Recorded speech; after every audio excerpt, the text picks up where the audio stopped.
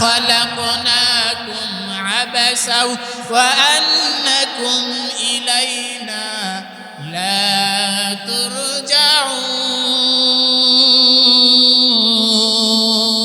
الله أكبر আল্লাহ পাক রব্বুল আলামিন বললেন, হে আমার বান্দা বান্দি, তোমাদেরকে আমি আল্লাহ পাক রব্বুল আলামিন এমনি বানাই নাই।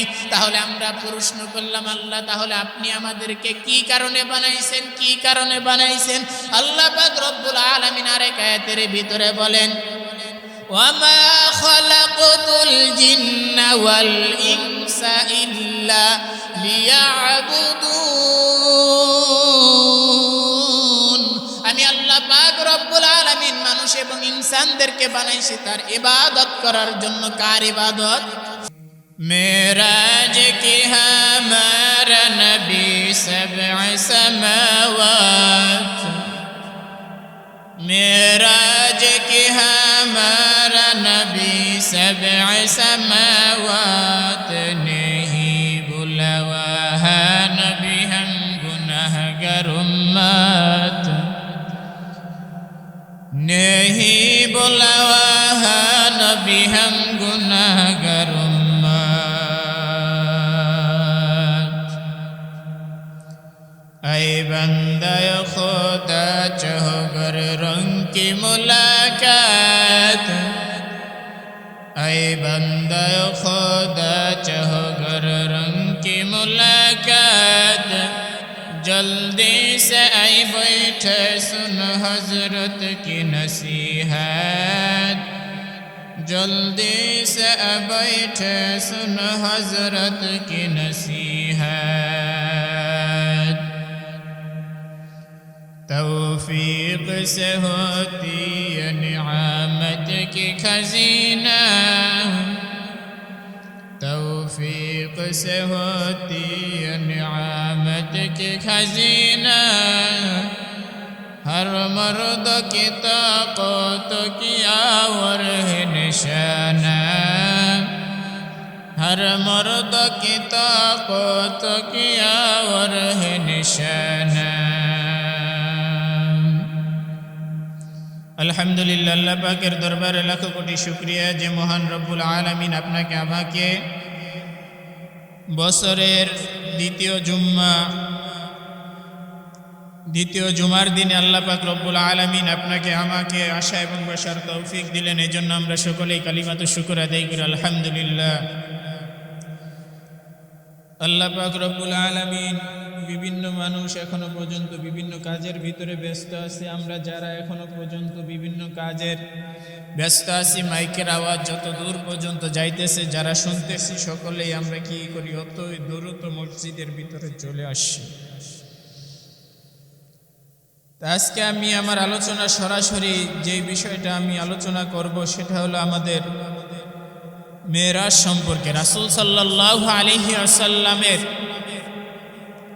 মেরাজ হয়েছে, যেটা অন্য কোনো নবীর মেরাজ হয় নাই। এই যে রজব মাস চলতেছে, আজকে রজব মাসের 19 তারিখ। কেউ কেউ বলে এই রজব মাসের 27 তারিখে রাসূলের মেরাজ হয়েছে। আসলে 27 তারিখ যে মেরাজ হয়েছে এটার সঠিক এখনো কেউ বলতে পারবে না, কিন্তু রজব মাসে মেরাজ হয়েছে এটা 100% সঠিক, এর ভিতরে কোনো ভুল নাই। কেউ যদি রাসূলের মেরাজের তারিখকে অস্বীকার করে তাহলে সে একটা সগীরা গুনাহ হবে না, আর যদি রাসূলের মেরাজকে অস্বীকার করে তাহলে ওই ব্যক্তি কাফের হয়ে যাবে। ঠিক কিনা বলেন? তাহলে আজকে আমরা শুরুতেই যে আয়াতটা পড়ছি, সূরাতুল বানি ইসরাইলের প্রথম আয়াত পড়ছি। আল্লাহ পাক রব্বুল আলামিন বলেন, সুবহানাল্লাযী আসরা বিআবদিহি লাইলাম মিনাল মাসজিদিল হারাম ইলাল মাসজিদিল আকসাল্লাযী বারাকনা হাওলাহু লিনুরিয়াহু মিন আয়াতিনা ইন্নাহু হুয়াস সামিউল বাসীর। আল্লাহ রাব্বুল আলামিন বলেন, পবিত্র সেই সত্তা যিনি তার বান্দাকে রাতারাতি মসজিদুল হারাম থেকে মসজিদুল আকসা পর্যন্ত ভ্রমণ করাইয়াছেন। যার চারপাশকে আমি বরকতময় করেছি, তাকে আমার নিদর্শনাবলী দেখানোর জন্য কেন ভ্রমণ করাইছি? রাসূল সাল্লাল্লাহু আলাইহি ওয়াসাল্লামকে নিদর্শনাবলী দেখানোর জন্য আল্লাহ পাক রব্বুল আলামিন ভ্রমণ করাইছেন। নিশ্চয় তিনি সবকিছুর শ্রোতা, তিনি সবকিছু জানেন, ঠিক কিনা বলেন? এখানে দুইটা কথা, মসজিদুল হারাম থেকে মসজিদুল আকসা পর্যন্ত রাতের বেলা যেই ভ্রমণ হয়েছে এটাকে বলা হয় ইসরা। কি বলা হয়? ইসরা বলা হয়। এই ইসরা হয় রাতের বেলা। কিসের বেলা? ইসরা দিনের বেলা সম্ভব না, ইসরা হয় রাতের বেলা। তাই মসজিদুল আকসা থেকে আরশে আজিম থেকে আরশে আজিমের উপরে 7 আসমান টপকায়া এরপরে আল্লাহর কাছে নিয়ে গেলেন, এটাকে বলা হয় মেরাজ। আল মসজিদুল হারাম থেকে মসজিদুল আকসা পর্যন্ত বলা হয় ইসরা। আল্লাহ রাসূল সাল্লাল্লাহু আলাইহি ওয়াসাল্লামের মেরাজ হয়েছে, ঠিক কিনা বলেন? কিভাবে আল্লাহ পাক রব্বুল আলামিন তার হাবিবকে তার কাছে নিয়ে গেলেন? আল্লাহ পাক রব্বুল আলামিনের হাবিব হযরত মুহাম্মদুর রাসূলুল্লাহ সাল্লাল্লাহু আলাইহি ওয়াসাল্লাম মাগরিবের নামাজ পড়লেন, এশারের নামাজ পড়লেন। এশারের নামাজ পড়ার পরে আল্লাহর হাবিব সাল্লাল্লাহু আলাইহি ওয়াসাল্লাম হাতিমে কাবার ভিতরে শুয়ে আছেন। কিসের ভিতরে? জোরে বলতে হবে কথা, কিসের ভিতরে রাসূল শুয়ে আছেন? হাতিমে কাবার ভিতরে রাসূল সাল্লাল্লাহু আলাইহি ওয়াসাল্লাম ডান কাতে শুয়ে আছেন। হাতিমে কাবার ভিতরে যখন রাসূল সাল্লাল্লাহু আলাইহি ওয়াসাল্লাম ঘুমাইছিলেন, ইতিমধ্যে জিবরাইল আলাইহিস সালাতু ওয়াস সালামকে আল্লাহ পাক রব্বুল আলামিন, জিবরাইল আর ইসরাফিল ফেরেশতাকে আল্লাহ পাক রব্বুল আলামিন পাঠিয়ে দিলেন। এখানে কেউ কেউ বলে জিবরাইল আর মিকাইল ছিল, আবার কেউ কেউ বলে জিবরাইল আর ইসরাফিল ছিল। যাই হোক, দুইজন ফেরেশতা ছিল। জিবরাইল আর মিকাইল ফেরেশতাকে আল্লাহ পাক রব্বুল আলামিন তার হাবিবের কাছে পাঠিয়ে দিলেন। আল্লাহ রাসূল সাল্লাল্লাহু আলাইহি ওয়াসাল্লাম ঘুমাইছিলেন, হাতিমে কাবার ভিতরে রাসূল ঘুমায়। আল্লাহর হাবিব সাল্লাল্লাহু আলাইহি ওয়াসাল্লামকে দুইজন ফেরেশতা আসলেন, জিবরাইল আর মিকাইল আইসা ছাদটাকে কি করলেন? রাসূল সাল্লাল্লাহু আলাইহি ওয়াসাল্লাম যেখানে ঘুমাইছিলেন উপরের ছাদটাকে একদম 2 খণ্ড করে ছাদটাকে খুলে ফেললেন। ছাদটাকে খোলার পরে আল্লাহর হাবিব সাল্লাল্লাহু আলাইহি ওয়াসাল্লামের কাছে দুইজন ফেরেশতা, একজন জিবরাইল তার মাথার কিনারে আর মিকাইল তার পায়ের কিনারে বৈশা রাসূলকে আস্তে আস্তে নাড়াচাড়া দিতে লাগলেন। রাসূল সাল্লাল্লাহু আলাইহি ওয়াসাল্লাম তাদের নাড়াচাড়ার আলাপ পেয়ে রাসূল জাগ্রত হয়ে গেলেন, সজাগ হয়ে গেলেন। এবার রাসূল যখন জেগে গেলেন, রাসূল সাল্লাল্লাহু আলাইহি ওয়াসাল্লাম ডাক দিয়ে বলতেছে, আমার মাথার কিনারে কে? আমার মাথার কিনারের সামনে কে? আমার মাথার কিনারে কে? আমার পায়ের কিনারে কে? এবার জিবরাইল আলাইহিস সালাতু ওয়াস সালাম বলতেছে, আনা জিবরাইল ওয়া হাযা মিকাইল, আমি হইলাম জিবরাইল আর পায়ের কাছে হইল মিকাইল। বলতেছে, রাসূল বললেন, তোমরা কেন আসছো? এবার জিবরাইল আলাইহিস সালাতু ওয়াস সালাম বললেন, আজকে আল্লাহর হাবিব আপনাকে আল্লাহ পাক রব্বুল আলামিনের কাছে নিয়ে যাওয়া হবে। আল্লাহর হাবিবকে যখন এই কথা বললেন, এবার দুইজন ফেরেশতা রাসূলকে ধরে কি করলেন? জমজম কূপের কাছে নিয়ে রাসূলের জমজম কূপের কাছে নিয়ে গেলেন। জমজম কূপের কাছে নিয়ে যাওয়ার পরে রাসূলের গলা থেকে নাভি পর্যন্ত ফেরে ফেললেন একেবারে, যেটাকে ইংরেজিতে বলা হয় ওপেন হার্ট সার্জারি আমাদেরকে করা হয়। দেখবেন মানুষকে ওপেন হার্ট সার্জারি করা হইলে এরপরও মানুষটা বাঁচে কি বাঁচে না, ঠিক কিনা বলেন? এই ওপেন হার্ট সার্জারি যেটাকে অপারেশন, বাংলায় বলা হয় অপারেশন, উর্দু ফার্সিতে বলা হয় সিনা চাক, শাক্কে সদর করা হয়েছে আমার হাবিব, আল্লাহর হাবিবকে শাক্কে সদর করা হয়েছে। বিজ্ঞানীরা আজকে তারা গবেষণা করে দেখছে ওপেন হার্ট সার্জারি করা হইলে মানুষ তারপরেও বাঁচে। এটা তারা বিজ্ঞানীরা কোথায় পাইছে? এটা আল্লাহর হাবিব সাল্লাল্লাহু আলাইহি ওয়াসাল্লামের কাছ থেকেই তারা শিখছে, ঠিক কিনা বলেন? তাহলে একজন মানুষকে অপারেশন করাইলেও মানুষটা বাঁচে কি বাঁচে না? আমাদের একজন উস্তাদ ছিল, তার একদম এখান থেকে নিয়ে পিঠের এই পর্যন্ত দেখলাম আমরা ফাড়া, কিন্তু জিজ্ঞাসা করলে বলতো না। তার মানে ওই উস্তাদকে কি করা হয়েছে? অপারেশন করা হয়েছে। দেখবেন এত বড় অপারেশন করার পরেও মানুষ কিন্তু এখন বাঁচে, ঠিক কিনা বলেন? আল্লাহর হাবিব সাল্লাল্লাহু আলাইহি ওয়াসাল্লামকে ঝমঝমের কূপের সামনে নিয়ে গেলেন। ঝমঝমের কূপের সামনে নিয়ে রাসূলকে যখন গলা থেকে নাভি পর্যন্ত জিব্রাইল আর মিকাইল যখন ফেরে ফেললেন, ফারার পরে রাসূলের কলবটাকে বের করা হইল, রাসূলের কলিজা কেটে হাড়টাকে বের করা হইল। বের করে রাসূলের কলবটাকে একদম স্বর্ণের পাত্রের ভিতরে রাখলেন। রাসূলের কলিজাটাকে একদম একজন রূপার পাত্রের ভিতরে রাখা হইল। রাখার পরে জমজমের কূপের পানি দিয়ে যখন রাসূলের হৃদয়টাকে কলবটাকে ধুইয়া দিলেন, ধোয়ার পরে কি করলেন? রাসূলের কলবটাকে যখন ধোয়া হয়ে গেল, এরপরে জিব্রাইল আলাইহিস সালাম রাসূলের কলবটাকে রাসূলের বুকের ভিতরে আবারও ঢুকাইয়া দিলেন। ঢুকার পরে জিব্রাইল আলাইহিস সালাম নূর আর হিকমত দিয়ে রাসূলের কলবটাকে ভিতরে ঢুকাইয়া দিয়ে আবার একটা চাপ দিলেন। চাপ দেওয়ার সঙ্গে সঙ্গে রাসূলের কলবটা লেগে গেল, আগের মতো ভালো হয়ে গেল। সুবহানাল্লাহ। রাসূল সাল্লাল্লাহু আলাইহি ওয়াসাল্লামের যখন নূর আর হিকমত দিয়ে রাসূলের কলবের ভিতরে ঢুকায়া দেওয়া হইল, এবার রাসূল সাল্লাল্লাহু আলাইহি ওয়াসাল্লামের সামনে একটা বুরাক নিয়ে আসলেন, যেটার গতি হইল সেকেন্ডের ভিতরে, সেকেন্ডে 1,86,000 মাইল বেগে চলতে পারে। ওই বুরাকের চোখের নজর যত দূর পর্যন্ত যায়, এক কদম দিলে ওই বুরাকটা সেই পর্যন্ত চলে যায়। সুবহানাল্লাহ। তাহলে বুরাকের কি পরিমাণে গতি ছিল! বুরাকের উপরে এবার আল্লাহর হাবিব সাল্লাল্লাহু আলাইহি ওয়াসাল্লাম উঠলেন, জিব্রাইল সামনে বসলেন। জিব্রাইল যখন সামনে বসলেন, রাসূলকে মাঝখানে বসাইলেন, মিকাইল ফেরেশতা পিছনে বসলেন। তারা তিনজন বুরাকের উপরে উঠলেন। আল্লাহর হাবিব সাল্লাল্লাহু আলাইহি ওয়াসাল্লাম সর্বপ্রথম ইয়াসরিবে নিয়ে গেলেন। ইয়াসরিব মানে মদিনা। মদিনার প্রথম নাম ছিল কি? ইয়াসরিব। আল্লাহর হাবিব সাল্লাল্লাহু আলাইহি ওয়াসাল্লামকে জিব্রাইল বলতেছে, আল্লাহর হাবিব এখানে আপনি একটু নামেন। আল্লাহর হাবিব বললেন, এটা কোন জায়গা? রাসূল সাল্লাল্লাহু আলাইহি ওয়াসাল্লাম বললেন, এখানে আপনাকে কিছুদিনের ভিতরে হিজরত করে চলে আসা লাগবে। এবার আল্লাহর হাবিবকে সেখানে নামাইলেন। নামানোর সঙ্গে সঙ্গে আল্লাহর হাবিব সাল্লাল্লাহু আলাইহি ওয়াসাল্লাম 2 রাকাত নামাজ পড়লেন।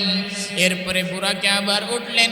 এরপরে যাইতে যাইতে মূসা আলাইহিস সালামের তুর পাহাড়ের ভিতরে, যেই তুর পাহাড়ে মূসা পয়গম্বর আল্লাহর সাথে কথা বলতেন, আল্লাহ পাক রব্বুল আলামিনের সাথে যেই পয়গম্বর মূসা আলাইহিস সালাম আল্লাহ পাক রব্বুল আলামিনের সাথে কথা বলতেন, সেই পাহাড়ে যখন আল্লাহর হাবিবকে নিয়ে যায় বললেন, জিব্রাইল যখন বললেন, আল্লাহর হাবিব আপনি এখানে একটু নামেন। আল্লাহর হাবিব বললেন, এটা কোন জায়গা?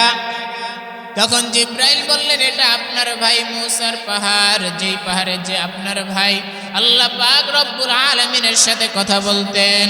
এবার আল্লাহর হাবিব সেখানে নামলেন। সেখানে নামার পরে 2 রাকাত নামাজ আদায় করলেন। নামাজ আদায় করার পরে রাসূলকে আবারও বুরাকের উপর সঙ্গে সঙ্গে বাইতুল মুকাদ্দাসের ভিতরে নিয়ে গেলেন।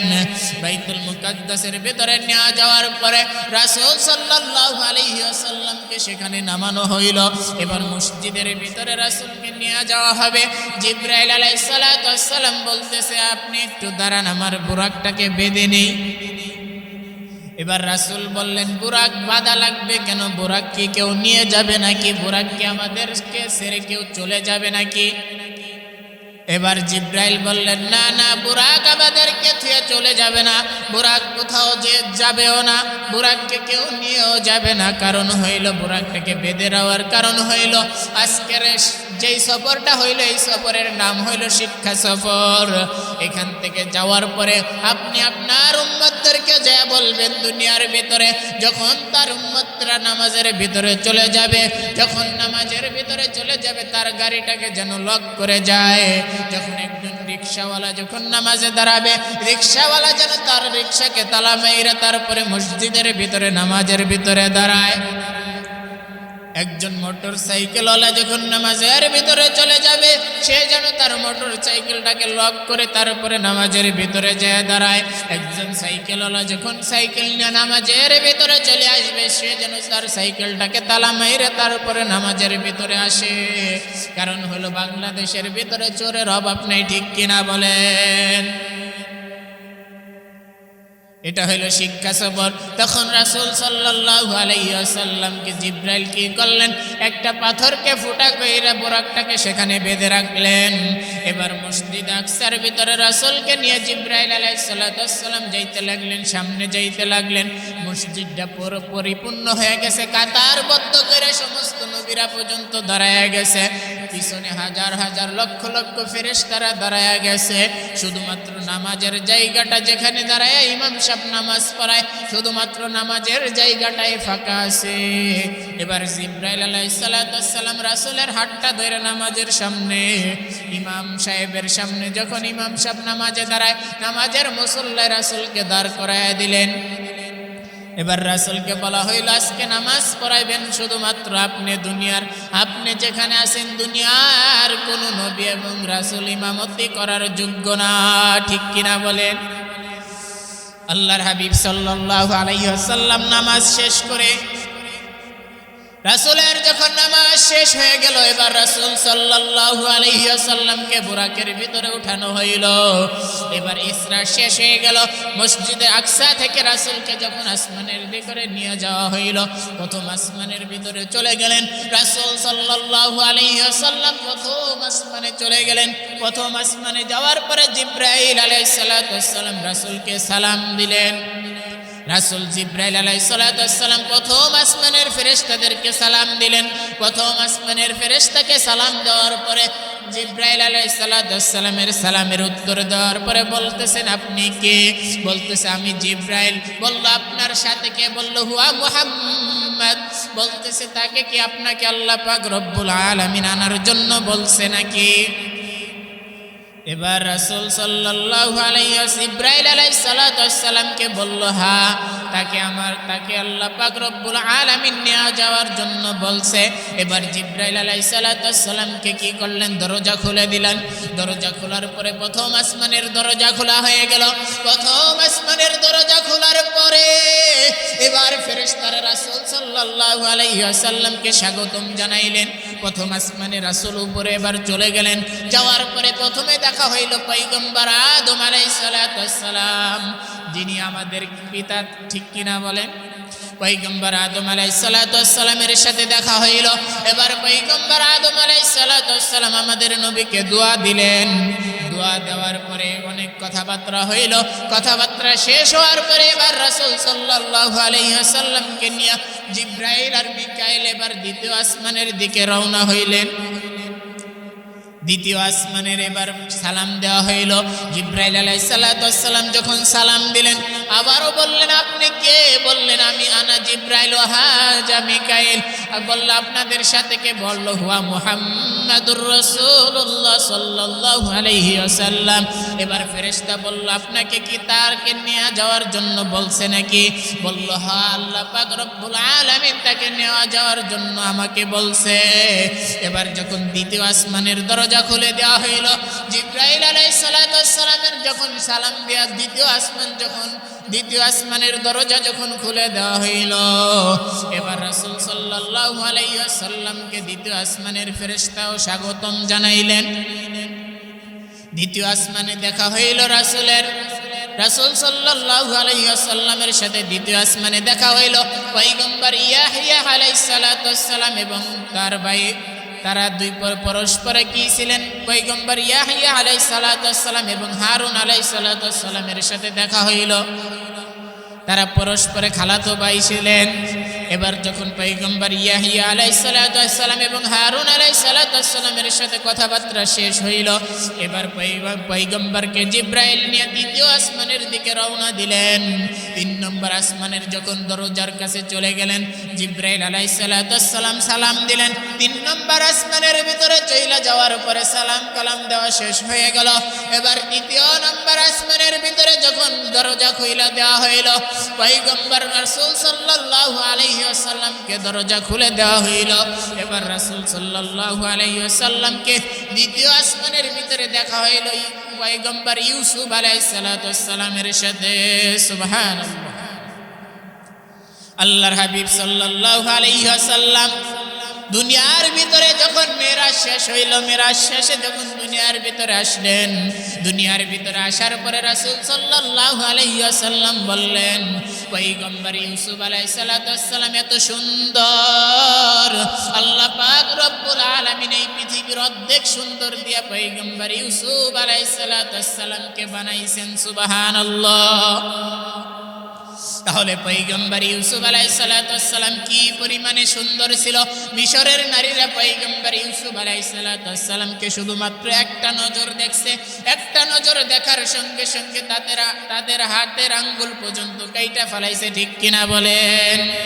তাহলে পয়গম্বর ইউসুফ আলাইহিস সালাম কি পরিমাণে সুন্দর ছিল। এবার ইউসুফ আলাইহিস সালামের সাথে কথাবার্তা শেষ হয়ে গেল।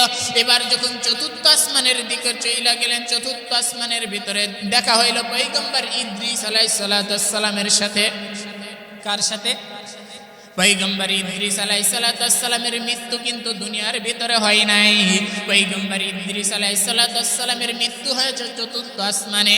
পয়গম্বর ইদ্রিস আলাইহিস সালামের সাথে দেখা হইল, তার সাথে কথাবার্তা যখন শেষ হয়ে গেল, কথাবার্তা যখন এক পর্যায়ে শেষ হওয়ার পরে এবার 5ম আসমানের দিকে যখন জিব্রাইল রওনা করলেন রাসূলকে নিয়ে, এবার 5ম আসমানের ভিতরে দেখা হইল পয়গম্বর মূসা আলাইহিস সালামের সাথে।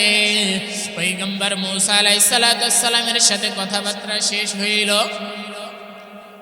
পয়গম্বর মূসা আলাইহিস সালামের সাথে যখন কথাবার্তা শেষ হইল, এবার যখন 6ষ্ঠ আসমানের ভিতরে চলে গেলেন, 6ষ্ঠ আসমানের ভিতরে যায় একটা নবীর সাথে দেখা হইল। যখন এবার 7ম আসমানের ভিতরে চলে গেলেন, 7ম আসমানের ভিতরে যাওয়ার পরে দেখা হইল পয়গম্বর ইব্রাহিম আলাইহিস সালামের সাথে। পয়গম্বর ইব্রাহিম আলাইহিস সালামের সাথে দেখা হইল। 7ম আসমানের ভিতরে আছে বাইতুল মামুর।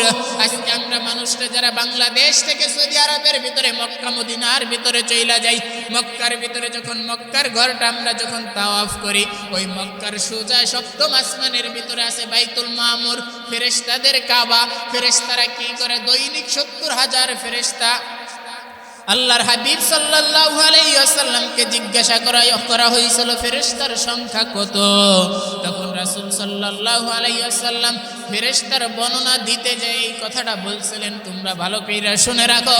বাইতুল মামুর 7ম আসমানের ভিতরে আছে ফেরেশতাদের কাবা বাইতুল মামুর। ওই যখন প্রত্যেকটা সময়ে ফেরেশতারা কি করে? প্রতিটা সময়ের ভিতরে 70,000 ফেরেশতা একবার তাওয়াফ করে। যেই 70,000 ফেরেশতা একবার তাওয়াফ করবে, কিয়ামতের আগ পর্যন্ত ওই ফেরেশতারা আর সিরিয়াল পাবে না। সুবহানাল্লাহ।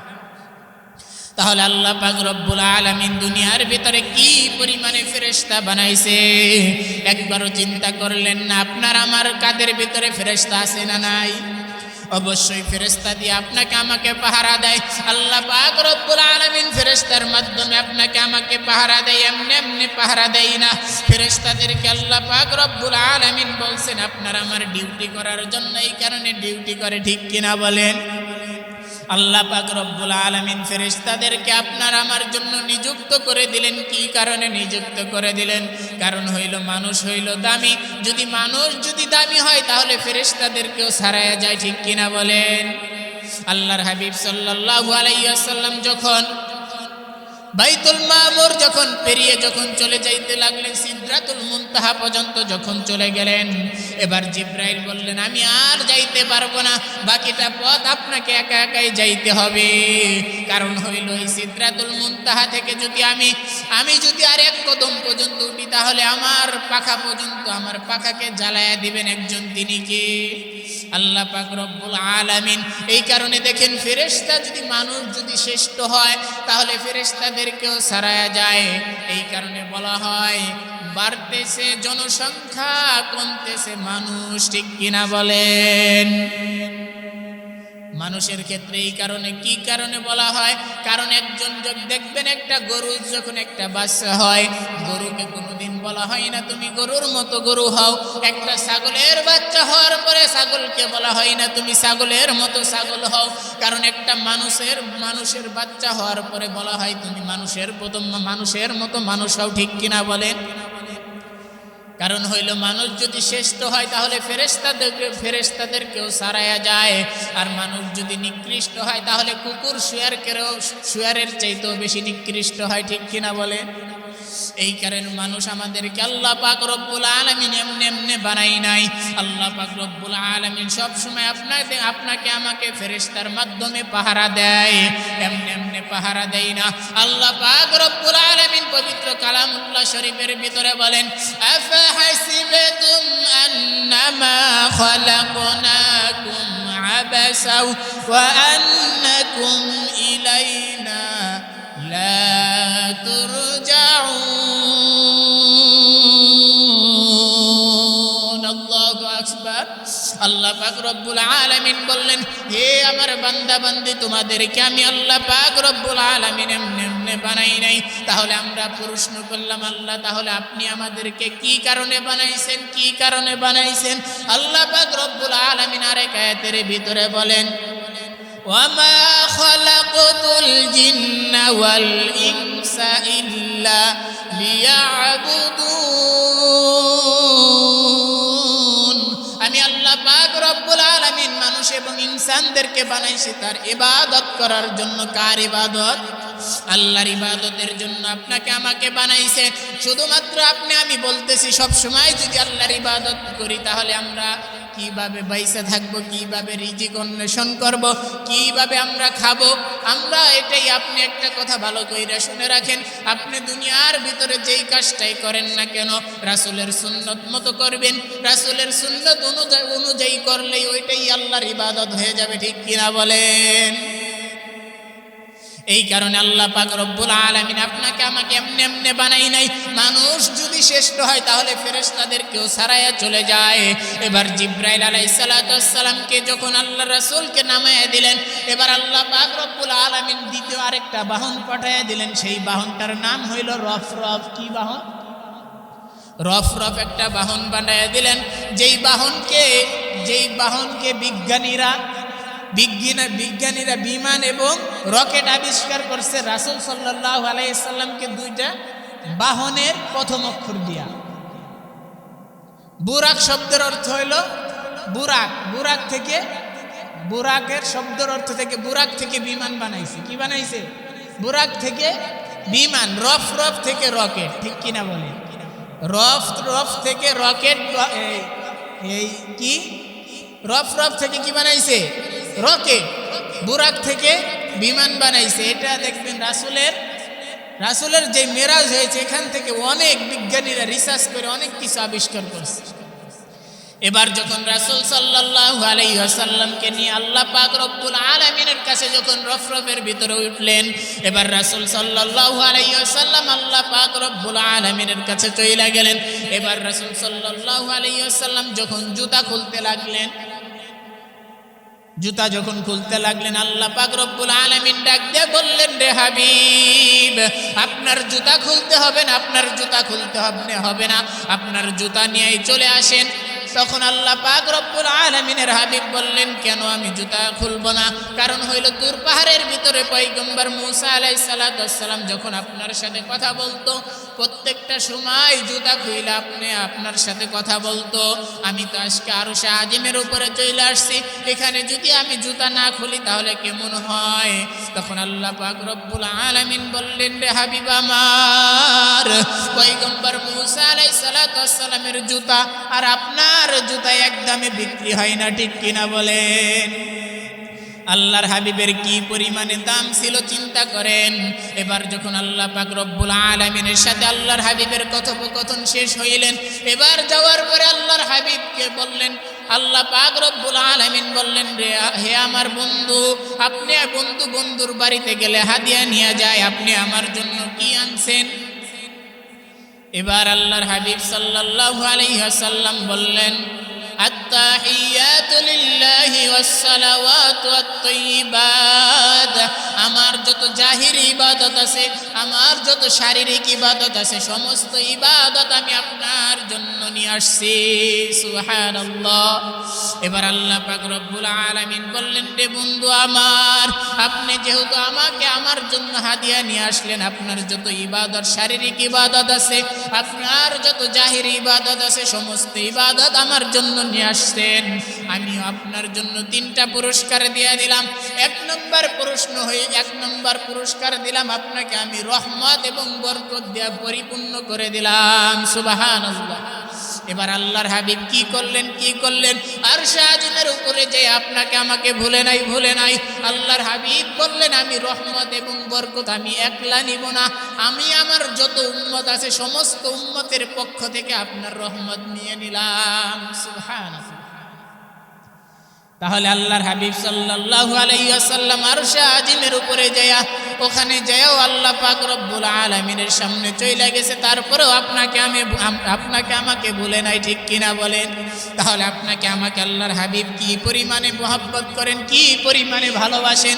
এবার আল্লাহর হাবিব সাল্লাল্লাহু আলাইহি ওয়াসাল্লামের সাথে যখন কথোপকথন শেষ হইল, এবার আল্লাহর হাবিবকে জান্নাত দেখানো হইল। কি দেখানো হইল? জান্নাত দেখানো হইল। ভালো করে শুনুন। আল্লাহর হাবিব সাল্লাল্লাহু আলাইহি ওয়াসাল্লাম যখন জান্নাতের ভিতরে ঢুকলেন, জান্নাতের ভিতরে ঢোকার পরে জান্নাতটা দেখলেন উর্বর জমিন। কি জমিন? উর্বর জমিন। তখন আল্লাহর হাবিব সাল্লাল্লাহু আলাইহি ওয়াসাল্লামকে বলা হইল, আপনি দুনিয়ার ভিতরে যায় বলবেন আপনার উম্মতটা যেন বেশি বেশি পড়ে সুবহানাল্লাহ, বেশি বেশি পড়ে আল্লাহু আকবার, বেশি বেশি পড়ে লা ইলাহা ইল্লাল্লাহ। একবার যদি সুবহানাল্লাহ যদি আপনার বান্দা, আপনার উম্মত যদি বলে, জান্নাতের ভিতরে একটা গাছ লাগানো হয়ে যায়। সুবহানাল্লাহ। জান্নাতের ভিতরে ওই গাছটার দূরত্ব কত পরিমাণে বেশি, একবার আপনি আমি চিন্তা করেন। গাছটা এত বড়, দূরত্বগামী ঘোড়া যদি 500 বছর পর্যন্ত ওই গাছের নিচের ছায়া দিয়ে যদি দৌড়ায়, 500 বছর পর্যন্ত দৌড়ানোর পরে ওই গাছের ছায়া অতিক্রম করতে পারবে না। সুবহানাল্লাহ। তাহলে দুনিয়ার ভিতরে একবার সুবহানাল্লাহ, একবার আলহামদুলিল্লাহ, একবার লা ইলাহা ইল্লাল্লাহ বলার দাম আছে না নাই? এবার রাসূলকে জান্নাতের ভিতরে যখন ঘুরাইলেন, জান্নাত দেখা শেষ হয়ে গেল। এবার আল্লাহর হাবিব সাল্লাল্লাহু আলাইহি ওয়াসাল্লামকে জাহান্নামের ভিতরে নিয়ে যাওয়া হইল। কিসের ভিতরে? জাহান্নাম চিনেন না আপনারা? জাহান্নামের ভিতরে যখন আল্লাহর হাবিবকে নিয়ে যাওয়া হইল, এক শ্রেণীর মানুষকে আল্লাহর হাবিব দেখতে লাগলেন। রক্তের নদীর ভিতরে তারা, রক্তের নদীর ভিতরে সাঁতরাইতেছে। কি করতেছে? ভালো করে শুনেন। এক শ্রেণীর মানুষদেরকে আল্লাহর হাবিব দেখলেন রক্তের নদীর ভিতরে সাঁতরাইতেছে। রক্তের নদীর মাঝখান থেকে সাঁতর কাইটা যখন কিনারের ভিতরে চলে আসে, আবার ফেরেশতারা কি করে, বিশাল বড় পাথর নিয়ে তার মাথার ভিতরে মারে। মাথার ভিতরে যখন পাথর মারা হয়, ওই পাথরের আঘাতের চোটে আবারও রক্তের নদীর মাঝখানে চলে যায়। তখন আল্লাহর হাবিব জিজ্ঞাসা করলেন এই ব্যক্তিকে জিব্রাইলকে জিজ্ঞাসা করার পরে এবার জিব্রাইল বললেন, রে এরা হইলে এরকম এক শ্রেণীর মানুষ যারা দুনিয়ার ভিতরে কি করতেন? সুদ ঘুষ খাইতেন। কি করতেন? কথা কয় না? সুদ ঘুষ আসেনি আমাদের সমাজে? যারা সুদ ঘুষ খাইবে তাদেরকে আল্লাহ পাক রব্বুল আলামিন রক্তের নদীর ভিতরে কি করাবেন? রক্তের নদীর ভিতরে তাদেরকে রাখবেন এবং কি করবেন? পাথর দিয়ে তাদের মাথা আঘাত করা হবে। আল্লাহর হাবিব দেখে আসলেন এই শ্রেণীর মানুষদেরকে রক্তের নদীর ভিতরে সাঁতরাইতেছে। এই কারণে দুনিয়ার ভিতরে আমাদের সুদ ঘুষ থেকে বিরত থাকা লাগবে। আমি যদি এই সুদের বিরুদ্ধে কথা বলি, তাহলে এক শ্রেণীর লোক বলে, হুজুর আপনি কেন সুদের বিরুদ্ধে কথা বলেন? আপনার কারণে অনেক মুসল্লি আসে না। এইটা আমি ভালো করে শুনে রাখেন, সুদের বিরুদ্ধে কেন কথা বলি? সুদের বিরুদ্ধে কথা বলার কারণ হইল, আপনি যখন আল্লাহ পাক রব্বুল আলামিন আমাকে আলেম বানাইছে, আপনাদের এখানে আনছে, আমি যদি আজকে সুদের বিরুদ্ধে কথা না বলি, আল্লাহ পাক রব্বুল আলামিন কিয়ামতের ময়দানে আমার জিহ্বাটাকে আগুনের কেসি দিয়ে কাইটা দেয়া হবে। কি করা হবে? আগুনের কেসি দিয়ে আমার জিহ্বা কাইটা দেওয়া হবে। তাহলে আল্লাহ পাক রব্বুল আলামিন বললেন, তোমাকে আমি এলেম দিছিলাম, এলেম অনুযায়ী মানুষদেরকে সঠিক কথা বলো নাই। তুমি এক বেলা ভালো খাওয়ার জন্য মানুষদের বাসায় বাসায় যায় তুমি ভালো খাওয়ার জন্য সঠিক কথাটি বলো নাই। আল্লাহ পাক রব্বুল আলামিন কিয়ামতের ময়দানে আমাকে ছাড়বে না। আমি চাই সমস্ত মানুষটাই জান্নাতের ভিতরে চলে যাক, ঠিক কিনা বলেন? আমি একলা যদি জান্নাতে যাই, আপনারা যদি জান্নাতে না যান, তাহলে কি আমার ভালো লাগবে? ভালো লাগবে না। আমি চাই আপনি আমি সমস্ত মানুষ মিললেই জান্নাতের ভিতরে চলে যাই, ঠিক কিনা? আপনি যখন দুনিয়ার ভিতরে সুদের ভিতরে মজা পেয়ে গেছেন, একজন মানুষ যখন 1 কোটি টাকা কামায়, 1 কোটি, কয় কোটি? হালালভাবে 1 কোটি টাকা কামায়, এর ভিতরে যদি মাত্র 50,000 টাকা যদি হারামভাবে আসে, তিনি কি করে? ওই হালালের চাইতে হারামের ভিতরে মজা পেয়ে যায়। একজন মানুষ যদি হারামের ভিতরে যদি মজা পেয়ে যায়, তাহলে হালালের ভিতরে আর তৃপ্তি থাকে না, ঠিক কিনা বলে? তাহলে সুদের বিরুদ্ধে কথা বলার দরকার আছে না নাই? আপনাকে আমাকে সুদ থেকে বিরত থাকতে হবে। আল্লাহর হাবিব সাল্লাল্লাহু আলাইহি ওয়াসাল্লাম মেরাজের রাত্রে আপনাকে দেখে আসছে, যেই মানুষটা সুদ ঘুষ খাবে তাকে কি করা হবে? রক্তের নদীর ভিতরে ফালায় রাখা হবে, পাথর দিয়ে তার মাথাটা আঘাত করা হবে। এবার আল্লাহর হাবিব একটু সামনের দিকে চলে গেলেন। একটু সামনের দিকে যখন অগ্রসর হইলেন, এক শ্রেণীর মানুষদেরকে দেখলেন, তার পাশেই ভালো গোস্ত রাখছে। গোস্ত চিনেননি? তার সামনেই ভালো গোস্ত রাখছে, আর এই এক পাশে রাখছে দুর্গন্ধওয়ালা গোস্ত, পচা গান্দা রাখা হয়েছে। ওই মানুষটা কি করতেছে? ভালো গোস্ত না ছুঁয়ে দুর্গন্ধওয়ালা গোস্ত খাইতেছে। কি করতেছে? পচা গোস্ত খাইতেছে। তখন আল্লাহর হাবিব সাল্লাল্লাহু আলাইহি ওয়াসাল্লাম ওই জিব্রাইলকে জিজ্ঞাসা করলেন, এই মানুষটা কি নির্বোধ নাকি? এই মানুষটা কি বোকা নাকি? ভালো গোস্ত ছুঁয়ে খারাপ গোস্ত কেন খায়? দুর্গন্ধওয়ালা গোস্ত কেন খাইতেছে? তখন আল্লাহর হাবিব সাল্লাল্লাহু আলাইহি ওয়াসাল্লাম বললেন, এই মানুষটা হইল এরকম মানুষ যারা দুনিয়ার ভিতরে ইফতিজিং করে। কি করে? ইফতিজিং বুঝেননি? নিজের স্ত্রী, হালাল স্ত্রী দুনিয়ার ভিতরে, ঘরের ভিতরে হালাল স্ত্রী থুইয়া নিজের স্ত্রী ভালো লাগে না, অন্যের স্ত্রী ভালো লাগে। এরকম মানুষ আছে না নাই? কথা কয় না? নিজের হালাল স্ত্রী ঘরের ভিতরে আছে। নিজের হালাল স্ত্রী কিরকম সুন্দর জানেন? প্রিয়াঙ্কা চোপড়া, মানে অনেক সুন্দর তার স্ত্রী ঘরের ভিতরে, অথচ বাইরে একটা আছে আলকাতুন নেশা, মানে পাতিলের দিকে তাকাইলে পাতিলের গোয়ার ভিতরে যেরকম কালো ওরকম কালো, কিন্তু নিজের স্ত্রী এত সুন্দর থাকা সত্ত্বেও বাইরের ওই কালোটাকে ভালো লাগে। কেন ভালো লাগে? কারণ হালালের ভিতরে তিনি আর মজা পাই নাই, হারামের ভিতরে মজা পাওয়ার কারণে তার হালালের দিকে তৃপ্তি পাই নাই, ঠিক কিনা বলে? এই কারণে কি করা যাবে না? ইফতিজিং করা যাবে না। নিজের হালাল স্ত্রী থেকে হারামের দিকে তাকানো যাবে না, ঠিক কিনা? আল্লাহর হাবিব সাল্লাল্লাহু আলাইহি ওয়াসাল্লাম যখন জাহান্নাম ভ্রমণ করলেন, জাহান্নামের ভিতরে এই অবস্থা দেখার পরে আল্লাহর হাবিবের চোখ দিয়ে পানি বের হয়ে গেল। এবার আল্লাহর হাবিব সাল্লাল্লাহু আলাইহি ওয়াসাল্লাম আল্লাহর কাছে চলে গেলেন। জান্নাত জাহান্নাম যখন ভ্রমণ শেষ হয়ে গেল, এবার আল্লাহর হাবিব সাল্লাল্লাহু আলাইহি ওয়াসাল্লামকে বিদায় দিবেন। আল্লাহর হাবিব বললেন, হে আমার হাবিব, আল্লাহ পাক রব্বুল আলামিন বললেন, রে আমার হাবিব, আপনি যখন চলেই যাবেন আপনাকে আমি হাদিয়া দিয়ে দিলাম, 3টা হাদিয়া দিলাম। কয়টা? ভালো কইরা মনে রাখবেন, কয়টা? 3টা হাদিয়া দিলাম। 1 নম্বর হাদিয়া হইল আপনাকে আমি কাউসার দান করলাম। সুবহানাল্লাহ। কাউসার হইল বুঝেননি?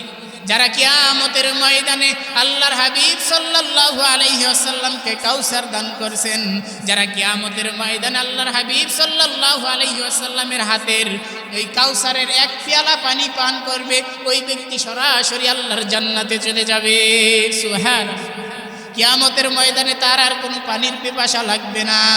কাউসার দান করলেন। 1 নম্বর পুরস্কার হইল আল্লাহর হাবিবকে মেরাজের রাত্রে আল্লাহ পাক রব্বুল আলামিন কাউসার দান করলেন। 2 নম্বর পুরস্কার হইল সূরাতুল বাকারার শেষের 2 আয়াত বা 3 আয়াত দান করলেন। যারা সূরাতুল বাকারা ঘরের ভিতরে তেলাওয়াত করবে, ভালো করে শুনে রাখেন, পবিত্র কালামুল্লাহ শরীফের ভিতরে সূরাতুল বাকারা সবচেয়ে বড় সূরা। যারা ঘরের ভিতরে সূরাতুল বাকারা তেলাওয়াত করবে, ওই ঘরের ভিতরে আর অভাব অনাটন দেখা দিবে না। সুবহানাল্লাহ। কিন্তু আমরা তো কোরআন শরীফ তেলাওয়াতই করতে পারি না। সূরা বাকারা বললে কি আর চিনবো আমরা? কোরআনই তেলাওয়াত করতে পারি না, তাহলে সূরা বাকারা কেমনে করতে পারবো? ঠিক কিনা বলে? তাহলে আমাদের যতটা ইংরেজি বাংলা পড়া যতটা পর্যন্ত যতটা গুরুত্ব, তার থেকে হাজার হাজার কোটি গুণে বেশি গুরুত্ব হইল আল্লাহর কোরআন শিখা, ঠিক কিনা বলেন?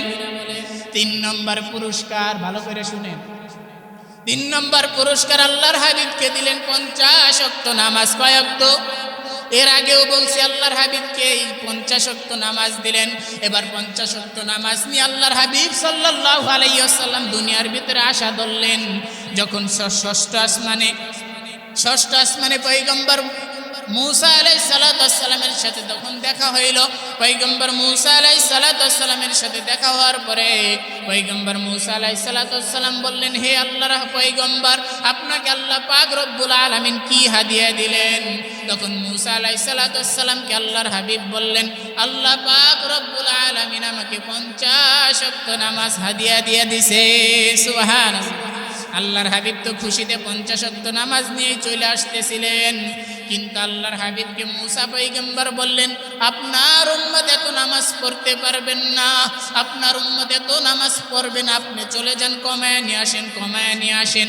কারণ হইল আমার উম্মতের ভিতরে মাত্র 2 ওয়াক্ত নামাজ ফরজ ছিল। কয় ওয়াক্ত? 2 ওয়াক্ত নামাজই সঠিক মতো আমার উম্মত আদায় করে নাই। আর আপনার উম্মত 50 ওয়াক্ত নামাজ তো কশিন কালেও আদায় করবে না। এবার আল্লাহর হাবিব কি করলেন? একবার গেলেন, আল্লাহর সাথে দেখা করলেন। আল্লাহর সাথে যাওয়ার পরে আল্লাহকে জিজ্ঞাসা করলেন, রে আল্লাহ, মূসা পয়গম্বর তো বলল আমার উম্মত এত নামাজ পড়তে পারবে না, আপনি একটু কমায়া দেন না। এবার আল্লাহর হাবিবকে আল্লাহ পাক রব্বুল আলামিন 5 ওয়াক্ত নামাজ কমায়া দিলেন। 45 ওয়াক্ত নামাজ নিয়ে যখন আবার চলে আসতে লাগলেন, পয়গম্বর মূসা আলাইহিস সালাতু ওয়াস সালাম বললেন, কয় ওয়াক্ত কমাইছে? তখন বলল 5 ওয়াক্ত নামাজ কমায়া দেওয়া হয়েছে। এবার বললেন, না না, আপনার উম্মত এই 45 ওয়াক্ত নামাজ পড়বে না, যান আবারও কমায়া নিয়ে আসেন। এইভাবে যাইতে যাইতে 5 নং 45 কয়বার? 5 নং 45 ওয়াক্ত কমাইছেন। একদম আল্লাহ পাক রব্বুল আলামিনের সাথে আল্লাহর হাবিবের 10 বার দেখা হয়েছে। কয়বার? 10 বার সাক্ষাৎ হয়েছে। 5 নং 45 আর প্রথমবার একবার, মোট 10 বার দেখা হয়েছে। যখন 45 ওয়াক্ত নামাজ যখন কমায়া পয়গম্বর মূসা আলাইহিস সালাতু ওয়াস সালামের সাথে দেখা হইল আবার। এবার মূসা আলাইহিস সালাতু ওয়াস সালাম বললেন, আপনার আল্লাহ পাক রব্বুল আলামিন কয় ওয়াক্ত কমায়া দিলেন? তখন বললেন 45 ওয়াক্ত কমায়া দিছে, আর মাত্র 5 ওয়াক্ত নামাজ আছে। এবার মূসা আলাইহিস সালাতু ওয়াস সালাম বললেন, আপনার উম্মত 5 ওয়াক্ত ঠিক মতো পড়বে না। কি করবে না? 5 ওয়াক্ত আমরা ঠিক মতো পড়ি নাকি? অনেকে আছে 5 ওয়াক্ত নামাজ পড়ে না। তখন আল্লাহ পাক রব্বুল আলামিনের হাবিব বললেন, রে হে মূসা পয়গম্বর, আমার আল্লাহর হাবিব আল্লাহ পাক রব্বুল আলামিনের কাছে যাইতে লজ্জা লাগতেছে। কি করতেছে? লজ্জা লাগতেছে, আমি আর যাইতে পারবো না। যখন এবার 5 ওয়াক্ত নামাজ নিয়ে যখন চলে আসতে লাগলেন, আরশে আজিমের উপর থেকে আল্লাহ পাক রব্বুল আলামিন ডাক দিয়া বললেন, রে আল্লাহর হাবিব, হে আমার বন্ধু, হে আমার হাবিব, আপনি শুনে রাখেন, আপনাকে আমি 50 ওয়াক্ত নামাজ ঠিকই দিয়েছিলাম, তবে আপনার কারণে আমি 5 ওয়াক্ত নামাজ আবার দিয়ে দিলাম, 45 ওয়াক্ত কমায় দিলাম। আপনার কোন উম্মত যদি 5 ওয়াক্ত নামাজ সময় মতো আদায় করে, আমি আল্লাহ পাক রব্বুল আলামিন ওই উম্মতের আমলনামায় 50 ওয়াক্ত নামাজের সওয়াব দিয়ে দিব। সুবহানাল্লাহ। তাহলে আমাদের 5 ওয়াক্ত নামাজ সময় মতো আদায় করার দরকার আছে না নাই? এবার আল্লাহর হাবিব সাল্লাল্লাহু আলাইহি ওয়াসাল্লাম 5 ওয়াক্ত নামাজ নিয়ে আসলেন। আল্লাহ পাক রব্বুল আলামিনের এই মিরাজটা আল্লাহর হাবিব করাইছে, সময়ের স্পিরিট থামায় দিয়েছে। কি করছে? দুনিয়ার ভিতরে দেখবেন কোনো প্রধানমন্ত্রী যদি কোনো বাজারের ভিতরে আসে, সমস্ত দোকানপাট খোলা থাকেনি, সমস্ত দোকানপাট বন্ধ। এখানে তো আল্লাহর হাবিব সাল্লাল্লাহু আলাইহি ওয়াসাল্লাম স্বয়ং আল্লাহর সাথে দেখা করবেন। এখানে সময়ের স্পিরিট থামায় দিছে, সময়ের জায়গায় স্পিরিট একেবারে বন্ধ। যখন এই স্পিরিটের ভিতরে কেউ বলে আল্লাহর হাবিবের এই মেরাজের রাত্রে, এক রাতের ভিতরে দীর্ঘ 27 বছর কেটে গেছে। সুবহানাল্লাহ। যখন আল্লাহর হাবিব কি করলেন? মেরাজ থেকে আসলেন, আসার পরে রাসূল সাল্লাল্লাহু আলাইহি সাল্লাম হাতিমে কাবার সাথে দেলান দিয়ে বসে আছে। হাতিমে কাবার সাথে যখন ঢালান দিয়ে বসে আছে, আবু জাহেল আসছে। কিরা আসছে? আবু জাহেল আইসা বলতেছে, মুহাম্মদ, নতুন কোনো খবর আছে নাকি? তখন আল্লাহর হাবিব বললেন, হ্যাঁ, আজকে নতুন কোনো খবর আছে। আমি মাঝরাতে কি করছি? মসজিদে হারাম থেকে বাইতুল মুকাদ্দাস গেছি। সেখান থেকে আমি আল্লাহ পাক রব্বুল আলামিনের সাথে দেখা করছি। তখন আবু জাহেল বলতেছে, হায় হায় সর্বনাশ, মুহাম্মাদের মতো গাঁজাখোর মানুষ তো নাই, বলেন না নাউজুবিল্লাহ। তখন আবু জাহেল বলতেছে, এই কথা মুহাম্মদ যেই কথা বলছে এই কথা তো সবাই বিশ্বাস করলেও আবু বকরকে আজকে বিশ্বাস করবে না। আবু বকরকে এই কথা যদি বলি তাহলে আবু বকর আমাদের দলে চলে আসবে। এই কথা যখন বলছে, আবু বকর মজলিসে ছিলেন না। আবু বকরকে এবার রাসূলকে বলছে, আবু জাহেল, তোমাকে যদি এই সমস্ত মানুষকে যদি ডাইকা আনি তাহলে তুমি কি তাদের সামনে এই কথা বলতে পারবা যে মাঝরাতে তুমি বাইতুল মুকাদ্দাস গেছো এবং আল্লাহ পাক রব্বুল আলামিনের সাথে দেখা হয়েছে? এই কথা যখন বলছে, এবার আল্লাহর হাবিব বলতেছে, হ্যাঁ বলতে পারবো, কোনো সমস্যা নাই। এবার আবু বকরকে আবু জাহেল যায় বলতেছে, তোমার নবী কি বলে জানো? তোমার নবী বলে মাঝরাতে নাকি বাইতুল মুকাদ্দাস গেছে, সেখান থেকে নাকি 7 আসমান টপকায় আল্লাহ পাক রব্বুল আলামিনের সাথে দেখা করছে, জান্নাত জাহান্নাম ভ্রমণ করছে।